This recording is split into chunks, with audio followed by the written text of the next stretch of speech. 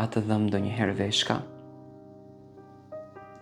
Ai u habiti dhe më thot, jo mami, pse?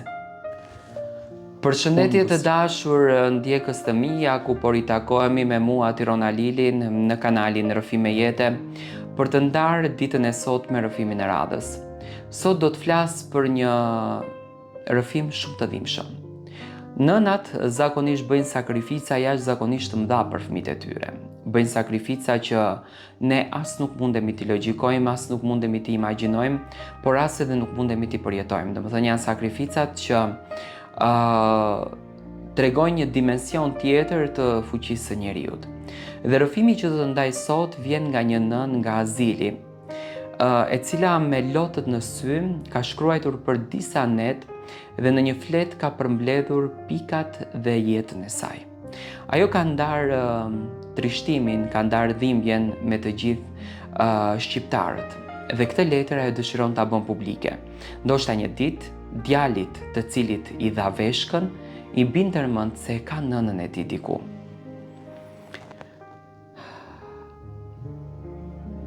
Unë jam një nën, dhe një nën fal gjithçka. Fal edhe jetën e vet. Isha një grua e thjeshtë.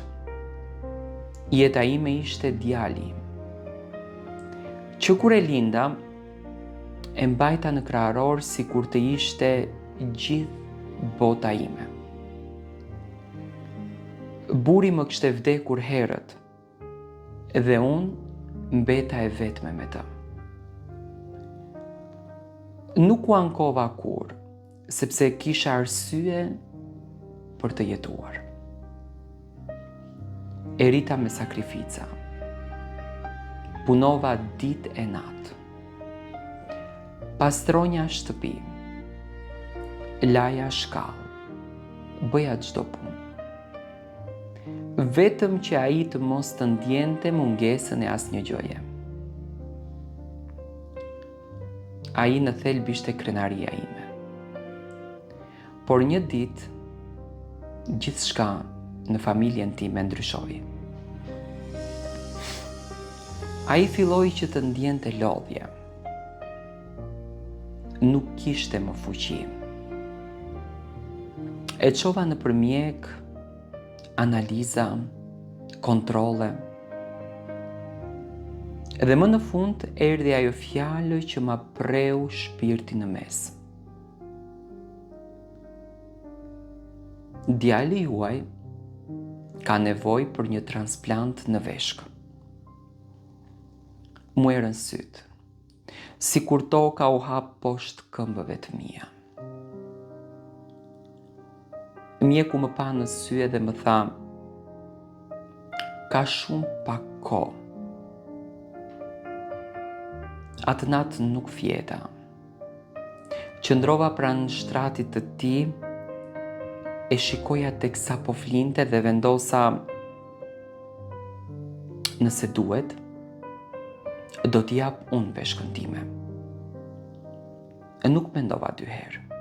Ishte djali im, gjaku im. Analizat dolën të përshtatshme. Dhe erdhi dita e operacionit. E mbaj mend si sot, para se të hynim në sallë, ai më kapi për dorë dhe më tha, mami, kam frikë.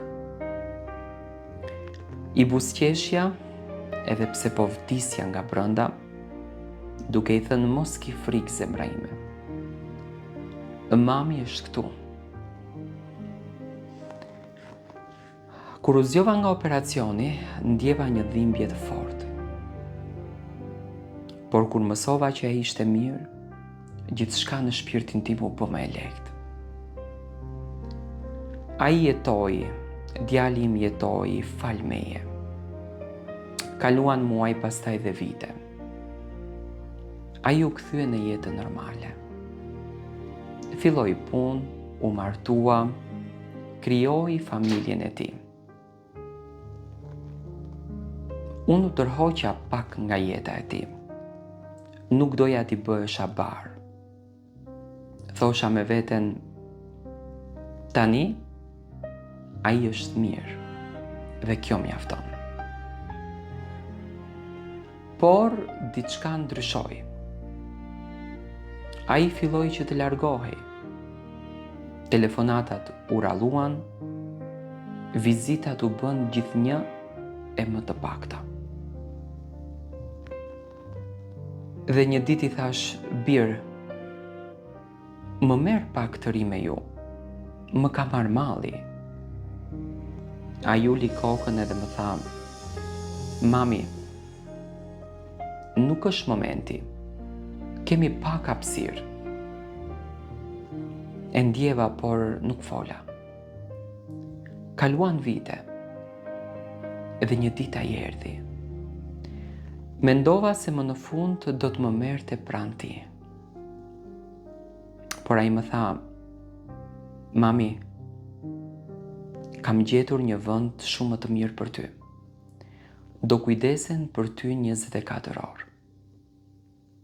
E kuptova me një herë, i thash me zë të ullët, azil.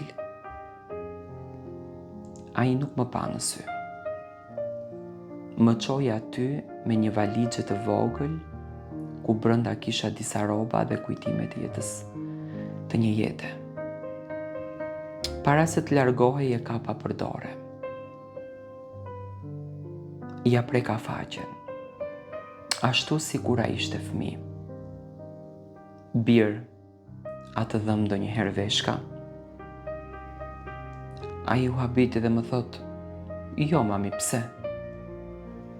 Unë buzëqesha me lotët në sy, sepse ajo është e imja. Ai uli kokën dhe nuk tha asnjë gjë, dhe iku, që nga ajo ditë unë jam këtu, në një dhomë të ftohtë, mes njerëzve që presin fundin. Çdo ditë e shoh derën, ndoshta do të vi, por ai nuk vjen. Ndonjëherë vendos dorën tek ana ime, aty ku dikur ishte veshka ime, dhe i them vetes, ndoshta gabova, jo që ja fala veshkën, por që desha aq shumë se harrova veten. Por prap, nëse koha do të më kthej pas, unë do ta bëja përsëri. Sepse unë jam nën dhe një nën fal gjithçka, edhe kur mbetet e vetme. Këto janë fjalët e sinqerta dhe shumë të ndjera të kësaj nëne, e cila me lotët në sy e ndan atë trishtim që e ka, por unë dua të them një diçka. Jo që një herë ti je i detyruar ta mbash sepse të paska dhënë veshkën, por nëna nuk duhet të mbahet dhe respektohet vetëm për interesat e tua. Nëna duhet të mbahet dhe respektohet sepse është ligji i Zotit. Zoti nënën e ka lënë zëvendësimin e tij në këtë univers. Dhe ne duhet ta respektojmë. Dhe unë uroj që kjo histori t'i bikti djalin në vesh, përndajeni sa më shumë, që ndoshta një ditë ai të rikthehet përsëri tek familja dhe nëna e tij.